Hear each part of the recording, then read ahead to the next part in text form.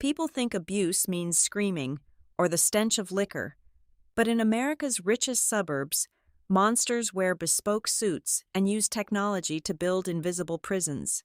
When my mother texted our 3-digit emergency code agreed upon 15 years ago, I did not bring a weapon.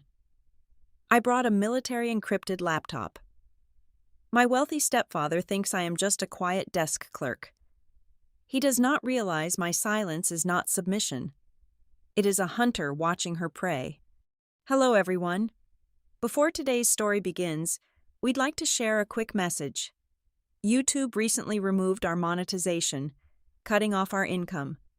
If you enjoy this story, we humbly ask for just $1 to help pay our staff so they can make a living and keep creating for you. Thank you for saving us. Now, let's begin the story. My name is Cora Murphy. I am 34 years old, and I spend my life dissecting digital threats. As a cybersecurity risk analyst for Aegis Vanguard Solutions, a highly secretive private intelligence firm, my daily routine involves dismantling complex hacking networks and exposing corporate espionage. The digital realm is my domain, a landscape of pure logic, predictable firewalls, and absolute control. But at 14 minutes past 10 at night, the secure, logical walls of my reality shattered completely. My encrypted phone lit up with a single terrifying text message from my mother, Eleanor. It read, "Code 404, save me." There was no follow-up text, no frantic phone call to explain the situation, just that exact distress signal we had jokingly agreed upon 15 years ago when I first learned to code. A nerdy reference to a standard internet page not found error. Back then, it was a joke. Tonight, it meant she was truly lost. It meant she was in immediate, unspeakable danger. I did not waste a single second attempting to call her back. I grabbed my car keys and my heavy military-grade encrypted work bag, sprinting out the door into the blinding torrential rain of the Pacific Northwest. I drove recklessly, my tires hydroplaning on the dark asphalt as I rushed toward Bellevue, Washington. My destination was a sprawling $4 million smart home constructed entirely of cold glass, geometric concrete, and sharp steel. It was a sterile, imposing monument to the immense wealth of my stepfather, Arthur Vance. The rain violently lashed against my windshield, but the heavy dread building in the pit of my stomach was infinitely colder than the bitter winter storm outside. I pulled into the massive driveway and sprinted to the front entrance, bypassing the biometric scanner to unlock the heavy front door using a physical emergency key my mother had secretly given me months ago. The moment the door clicked shut behind me, the atmosphere changed. The house was perfectly, unnervingly silent. The high-end automated climate control hummed a low, synthetic, artificial breath. Every single motorized blind in the massive living room was sealed completely shut, blocking out any trace of the chaotic storm raging outside. As I stepped deeper into the grand foyer, a creeping primal chill washed over my skin. I stopped and looked up at the ceiling. The sleek black dome of the primary security camera mounted in the corner whirred softly. Its lens physically rotated downward, stopping only when it was dead center on my face.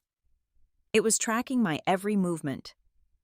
As I slowly walked down the long, shadowed hallway toward the master suite, I watched the next camera pivot on its axis to follow me. I was not a concerned daughter visiting her family. I was a newly registered subject stepping into an active surveillance grid. I bypassed the immaculate master bedroom and found my mother, Eleanor, huddled deeply in the darkest corner of the massive, custom-built walk-in closet. She was pulled tightly into a fetal position, hiding among Arthur's perfectly tailored Italian suits. I dropped to my knees immediately, frantically scanning her body for any signs of blood, broken bones, or bruises.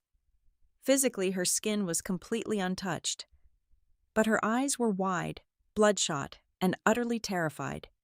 She grabbed my forearm with incredibly cold, trembling hands and pulled me close to her face. "The walls are listening to me, Cora," she whispered frantically, her voice cracking with raw panic. "The walls are constantly whispering. I think I'm losing my mind. I cannot remember anything anymore. My memories are just fading away." Before I could even begin to process her terrifying words, a soft, deliberate footstep echoed loudly on the polished hardwood floor outside the closet. Arthur stepped out from the shadows of his adjoining state-of-the-art home office. He wore a crisp, perfectly ironed cashmere sweater, looking every bit the absolute picture of a highly successful, respectable wealth manager. His face was a masterful mask of practiced, gentle concern. "Cora, what on earth are you doing here? You should not be out driving in this terrible weather," he said, his voice a smooth, soothing baritone. He knelt gracefully beside us on the plush carpet, wrapping a steady, comforting arm around my mother's shaking shoulders. She instinctively flinched at his touch, but he pulled her tighter against his chest.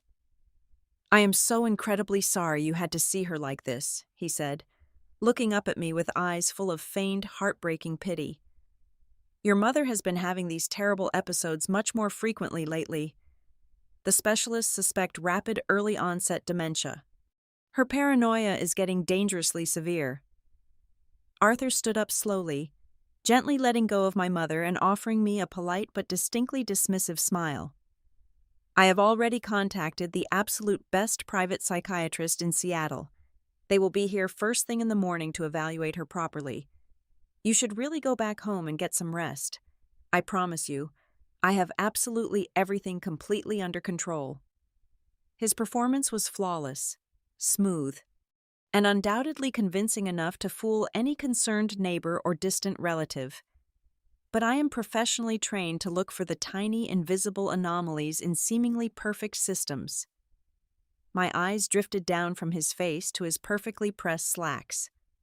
Sticking out of his right pocket was the sleek, recognizable metallic band of my mother's smartwatch. It was an uncharacteristically clumsy slip from a man who meticulously planned every detail of his life. He had deliberately taken it off her wrist to cut off her communication and tracking. Furthermore, his breathing was slow, deep, and perfectly even. A normal man whose beloved wife was suffering a severe, tearful mental breakdown on a closet floor should have a visibly elevated heart rate. He should be sweating, pacing, or at least showing a tiny fraction of genuine human panic. Arthur was as placid and still as a frozen dead lake. He was not desperately managing a family crisis. He was systematically orchestrating one. I slowly stood up, brushing the dust off my knees, and looked directly into his cold, calculating eyes.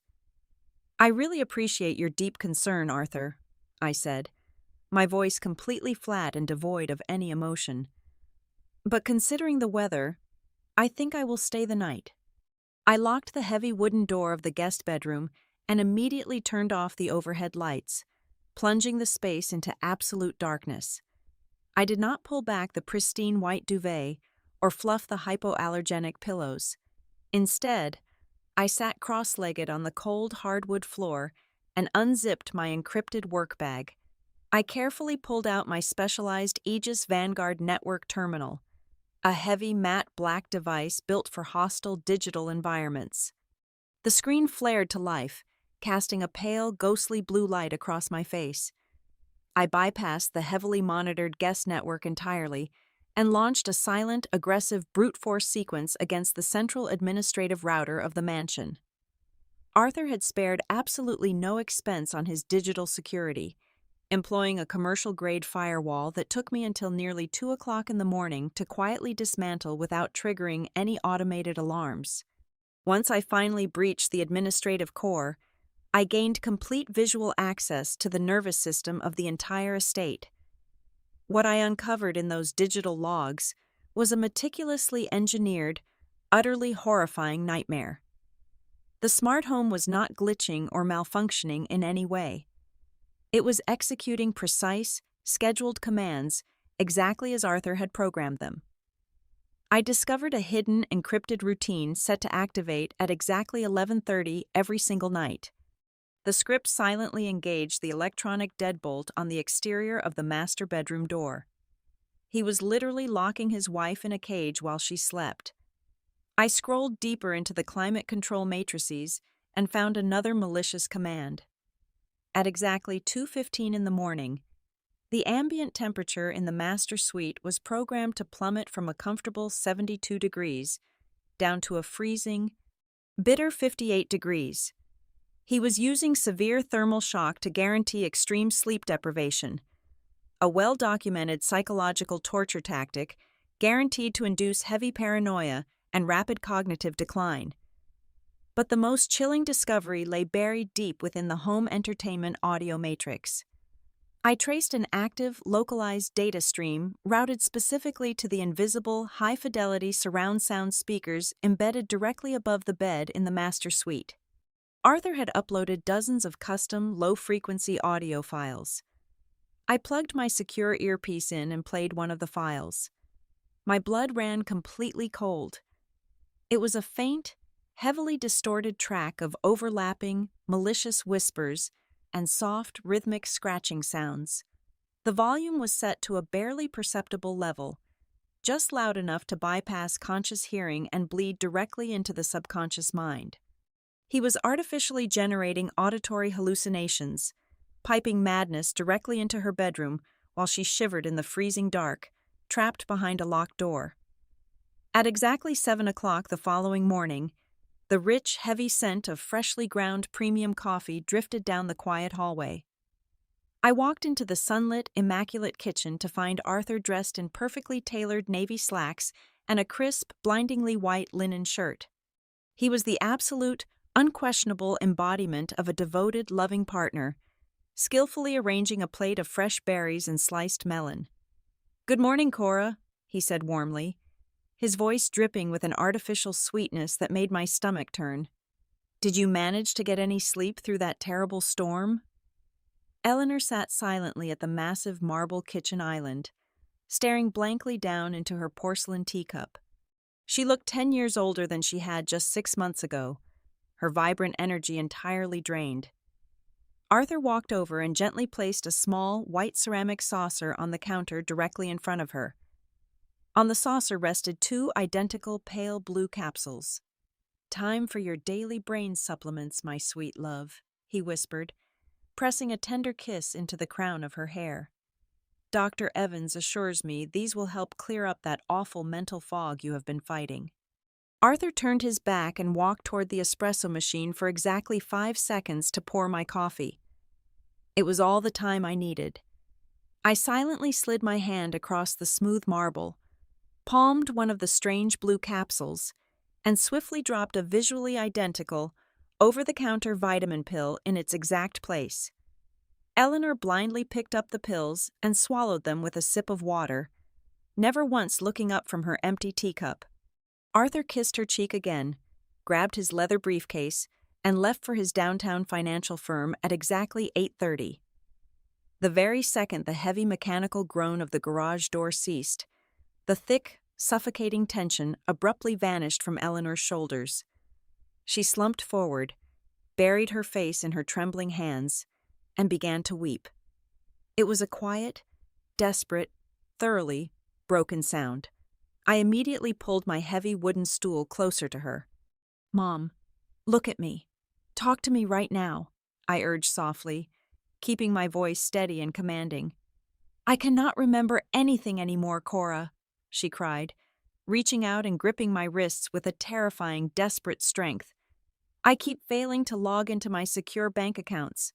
The passwords are just completely gone from my mind. Last week, I lost the original deed to the summer house. Arthur insists I simply misplaced it, but I swear to you I locked it inside the floor safe. He says I am becoming a severe danger to myself. He is practically begging me to sign a full medical and financial power of attorney. He says it will ease the terrible, crushing burden on both of us, just until I can finally get my memory back." "Where is your phone?" I asked, ignoring her tears and focusing entirely on the logistics of the threat. She pointed shakily to the living room sofa. I retrieved her device, connected it physically to my Vanguard terminal via a hidden diagnostic cable, and initiated a deep-level forensic sweep on all her messaging and social applications. The results rendered me speechless. Arthur had covertly installed a highly sophisticated, military-grade intercept protocol directly into her operating system. Every single text message, email, and social media comment Eleanor attempted to send to her lifelong friends, or her two younger sisters, was being quietly rerouted through an encrypted proxy server that Arthur fully controlled. He was actively and maliciously editing her outgoing messages before they ever reached their intended recipients. Where my mother had typed a simple, cheerful greeting, Arthur's automated software introduced bizarre spelling errors, completely confused timelines, and frantic, paranoid ramblings about people following her. He was methodically destroying her social credibility piece by piece. If she ever somehow found the courage to claim her husband was abusing her, her entire support network would immediately dismiss her cries for help as the tragic, undeniable delusions of a woman rapidly losing her mind.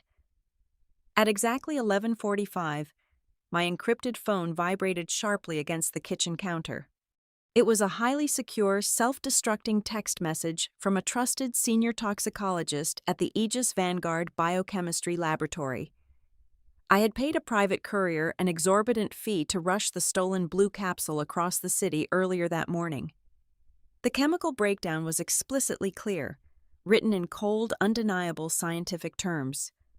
The blue pill was absolutely not a dietary supplement, nor was it any known Alzheimer's medication. It was a highly restricted, off-market derivative of a powerful industrial sedative, microdosed specifically to cause severe anterograde amnesia and extreme cognitive lethargy. The drug actively prevented the brain from forming new memories while simultaneously eroding existing short-term recall. I stared blindly at the laboratory report as a sickening wave of pure, concentrated fury washed over me. Arthur was not simply trying to convince everyone that my mother was crazy. He was systematically, chemically erasing her mind, day by day, pill by pill. He was a man executing a slow, agonizing, perfectly premeditated psychological murder right in front of the entire world, and he was using the illusion of love as his weapon. The violent, blinding rage that had initially flared inside me the moment I read that toxicological report instantly froze over, crystallizing into an absolute terrifying coldness. Every primal instinct screamed at me to march straight into Arthur's downtown office, drag him across his mahogany desk, and force him to swallow an entire handful of his own poison.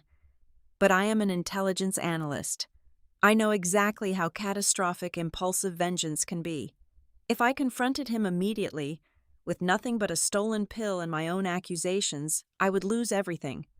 Arthur possessed a massive, aggressively paid legal team.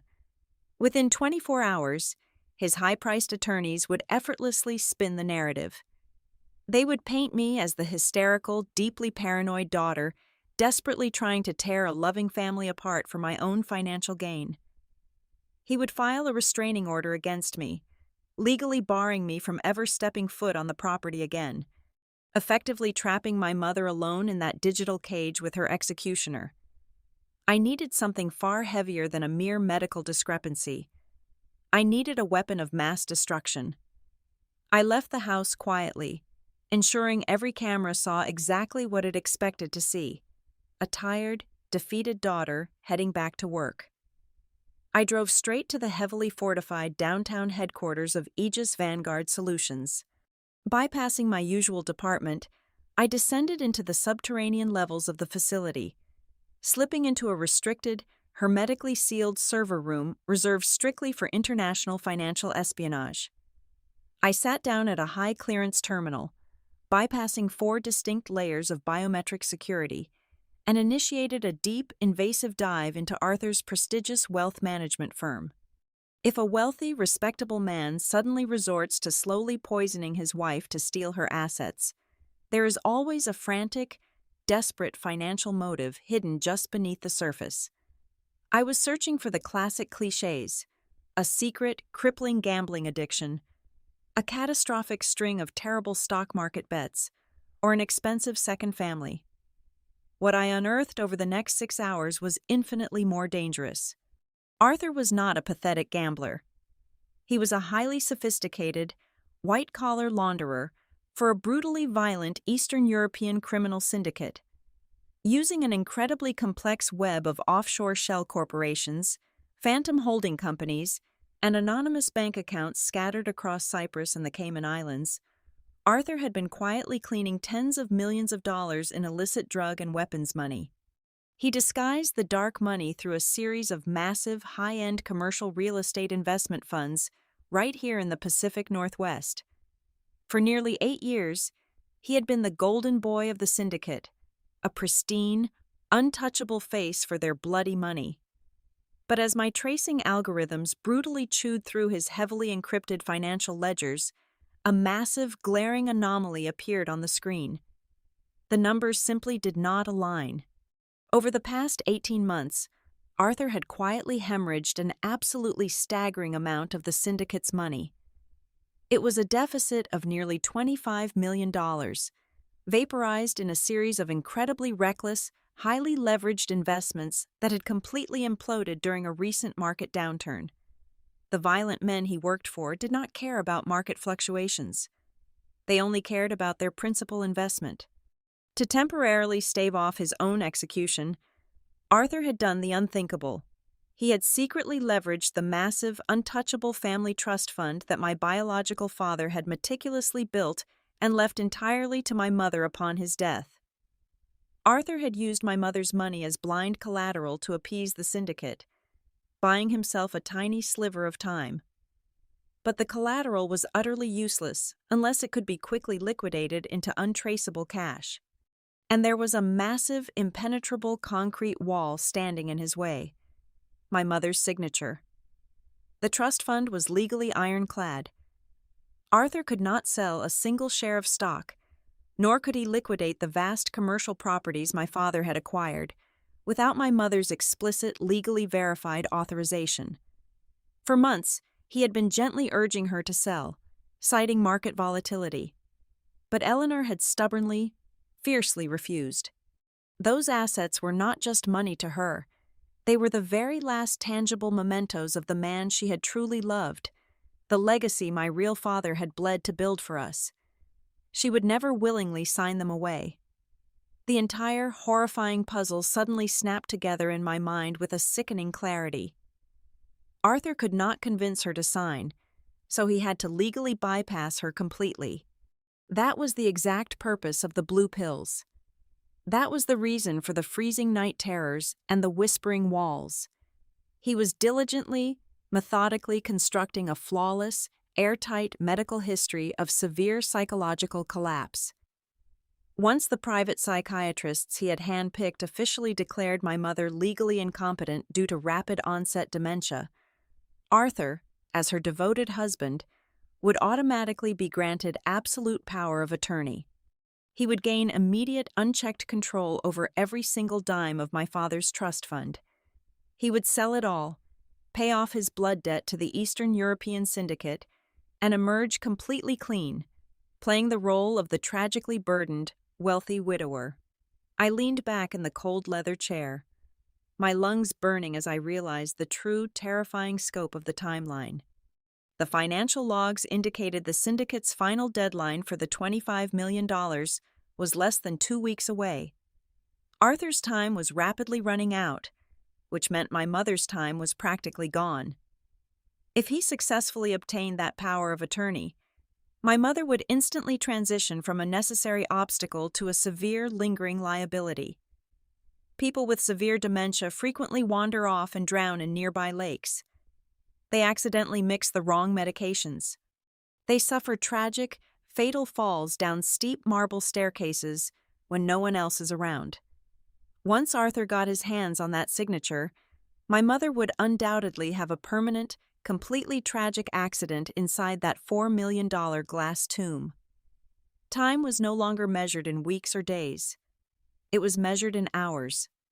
I had to utterly destroy him before he could execute his final move. 48 hours later, the sprawling glass mansion was entirely transformed. Arthur had orchestrated a lavish charity dinner party, ostensibly to raise funds for local mental health initiatives. In reality, it was a masterfully calculated theatrical performance. He had invited 60 of Seattle's most influential elite, including wealthy socialites, prominent judges, and a handful of our distant relatives who had not seen my mother in years. It was a strategic unveiling. He needed the world to witness Eleanor's frail, deteriorated state with their own eyes, permanently cementing the narrative of her tragic, undeniable cognitive collapse, before he made his final legal move to seize her assets. I attended the event draped in a deliberately dull, oversized beige dress, pulling my hair back into a severe, unfashionable knot. I needed to look exactly like the pathetic, unremarkable daughter he assumed me to be. As I stood quietly near the towering floral arrangements, I watched Arthur work the grand room. He moved from group to group with a perfectly calibrated expression of stoic sorrow. He held a crystal glass of sparkling water, politely declining alcohol to maintain his image as the ever-vigilant caretaker. I overheard him speaking in hushed, mournful tones to a highly respected state senator. He spoke endlessly about the absolutely crushing burden of watching his soulmate slip away, describing my mother's recent paranoia and memory lapses with the practiced grace of a seasoned actor. Meanwhile, my mother sat at the far end of the room in a plush armchair, heavily sedated by the latest dose he had slipped into her afternoon tea. She looked lost, her eyes vacant, clutching a napkin with trembling fingers. The guests cast her sympathetic, pitying glances, whispering exactly what Arthur wanted them to whisper. The trap was perfectly set. The main event began when we were all seated at the massive, polished mahogany dining table for the 5-course meal. The soft glow of the contemporary chandeliers bathed the room in a warm, inviting light, utterly contrasting the icy psychological warfare unfolding beneath the surface.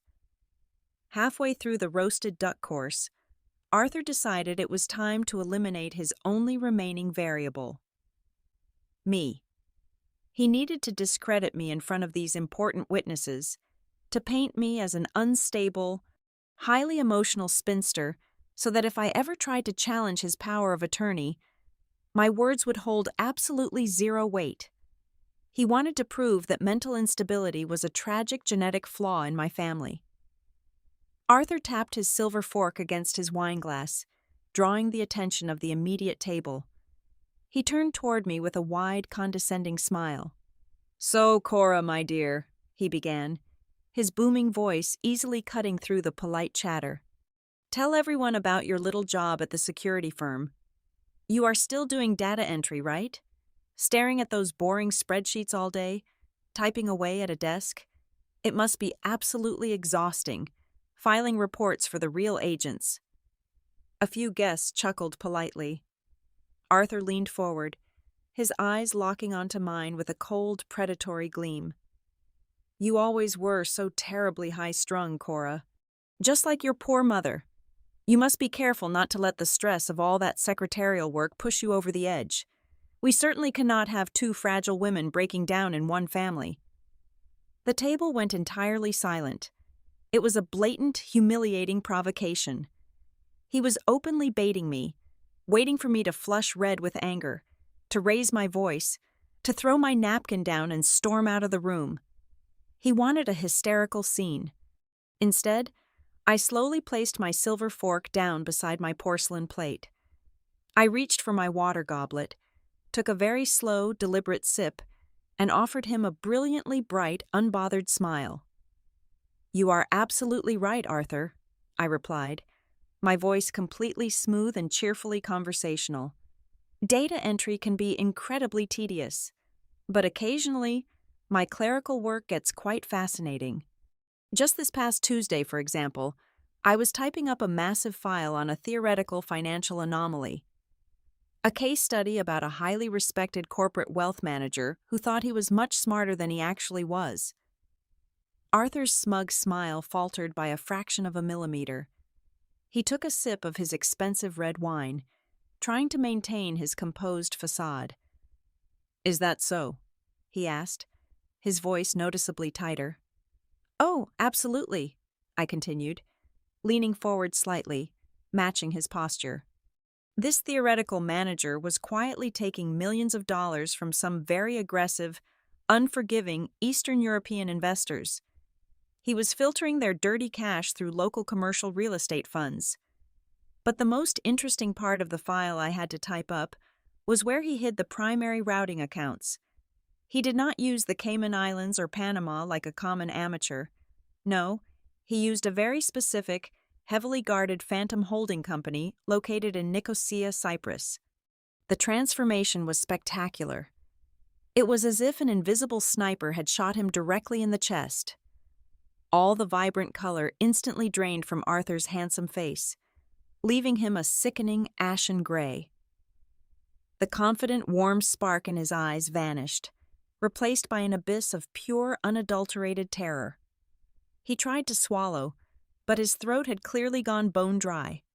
The heavy crystal wine glass in his right hand began to vibrate violently as a severe, uncontrollable tremor seized his fingers. And the truly tragic ending to this fictional little story, I added softly, my eyes burning directly into his soul, is that this manager recently lost $25 million of that Eastern European money. And those investors are not the type of men who accept apologies.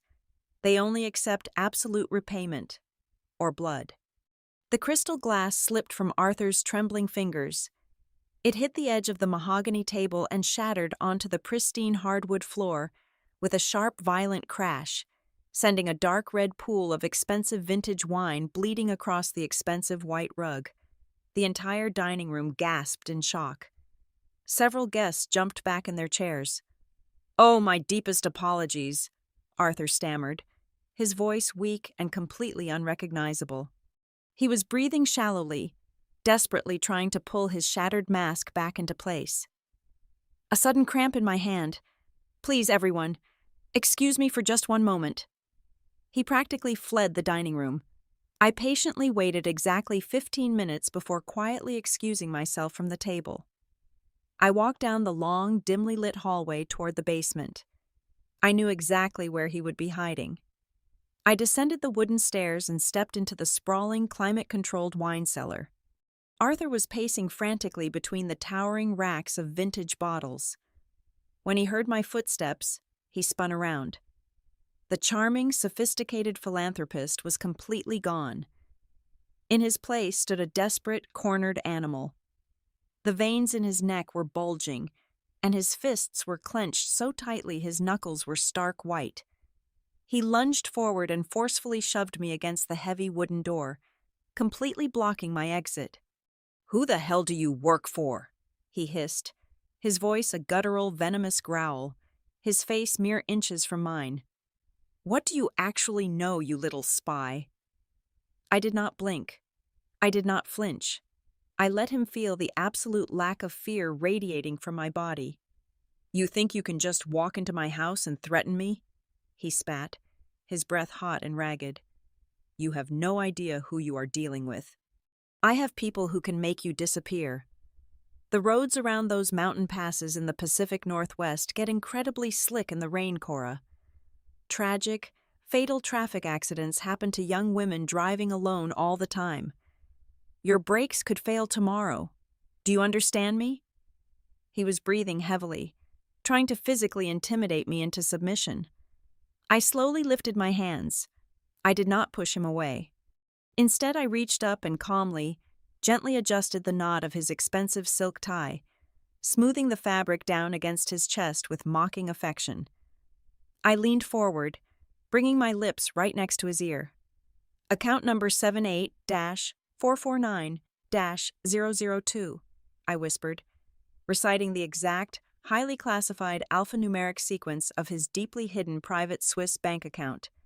Password protocol, Red October. I felt his entire body go completely rigid against me. His heart pounded wildly beneath my hands, hammering like a trapped bird. I stepped back, smoothing my beige dress. "Have a wonderful rest of your evening, Arthur," I said pleasantly. "You have a lot of entertaining left to do." I turned and walked up the cellar stairs, leaving him standing in the freezing dark, entirely consumed by the crushing realization that his quiet, unremarkable stepdaughter held the power to destroy his entire world. The very next morning, the fragile illusion of control completely shattered. By 8 o'clock, Arthur realized he was entirely out of options. The careful, methodical poisoning was taking too long, and my threats from the wine cellar had pushed him into a state of blind, reckless panic. The Eastern European deadline was breathing down his neck, and now he knew a highly trained intelligence analyst possessed his offshore account numbers. He needed that signature immediately, no matter the cost. He forcefully dragged my mother into his expansive, completely soundproof home office. He slammed the heavy mahogany doors shut and threw a thick stack of legal documents onto the pristine glass desk. It was the absolute, irrevocable power of attorney. He shoved a heavy gold fountain pen into her trembling hand. "You are going to sign this right now, Eleanor," Arthur snarled, his voice stripped of all its former warmth. "If you do not sign every single page of this document immediately, I swear to you, I will completely destroy Cora. I will ruin her career. I will frame her for corporate espionage. And if that does not work, I will simply have my associates ensure she suffers a terrible, fatal accident before the week is over. You will sign this, or your daughter dies." To ensure absolutely no one could intervene, Arthur walked over to the digital wall panel and confidently pressed the master security icon. A mechanized, heavy voice echoed through the room, announcing the activation of the total security lockdown protocol. Thick titanium deadbolts slid into place across every exterior door. The reinforced steel shutters dropped down over the massive windows. He genuinely believed he was sealing my mother in a flawless, inescapable vault. He had absolutely no idea that at 3 o'clock that very morning, while he was pacing frantically in his bedroom, I had silently slipped back into the central server room. I had not just breached his system, I had completely infected it. I had planted a highly aggressive, custom-built Trojan virus directly into the root architecture of the smart home mainframe. Eleanor wept, her hands shaking so violently she could barely hold the gold pen. She looked at the paper, then up at his furious, twisted face. She hesitated. Enraged by her defiance, Arthur raised his right hand high into the air, his face contorting into a mask of pure violence, fully intending to strike her across the face to force compliance. He never got the chance. At the exact millisecond, his arm swung backward. Every single digital screen in the entire office, his massive dual monitors, his tablet, his phone, and the wall panel, instantly snapped completely black. The automated lighting system died, plunging the room into absolute darkness for 2 agonizing seconds.